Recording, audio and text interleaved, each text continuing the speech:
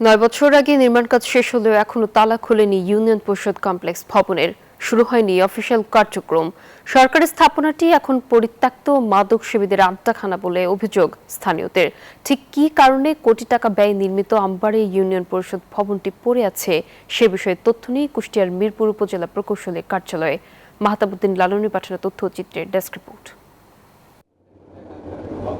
2016 সালে প্রায় কোটি টাকা ব্যয়ে নির্মিত দৃষ্টিনন্দন এই ভবনটি কুষ্টিয়ার মিরপুরের আমবাড়িয়া ইউনিয়ন পরিষদ কমপ্লেক্স। জনগণের দোরগোড়ায় আধুনিক নাগরিক সেবা পৌঁছানোর লক্ষ্যে ভবনটি নির্মাণ করা হলেও প্রায় 9 বছর পেরিয়ে গেলেও দেখেনি আলোর মুখ।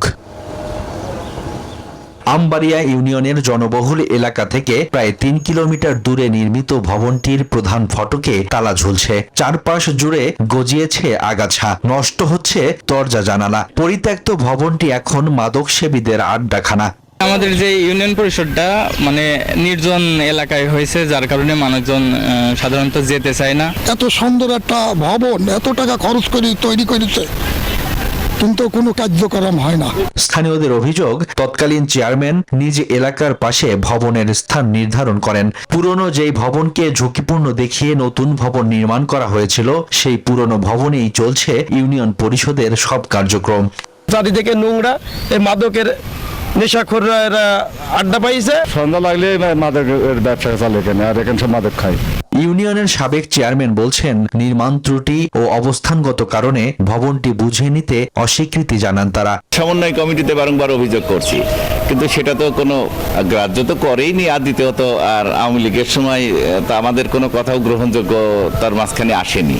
পদ্মা সেতু, মেট্রো রেল এবং এলিভেটেড এক্সপ্রেসওয়ে নির্মাণের গর্বিত অংশীদার বসুন্ধরা সিমেন্ট। এলজিইডি বলছে, নীতিমালা অনুসরণ করেই ভবনটি নির্মাণ করা হয়েছে। কেন ভবনটি ব্যবহার করা হয়নি খতিয়ে দেখে প্রয়োজনীয় ব্যবস্থা নেওয়া হবে।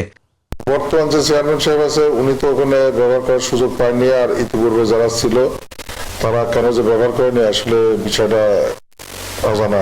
দীর্ঘদিন ধরে অব্যবহৃত সরকারি স্থাপনার কার্যকর ব্যবহার নিশ্চিত করতে দ্রুত পদক্ষেপ নেবেন সংশ্লিষ্টরা, এমনটাই প্রত্যাশা স্থানীয়দের।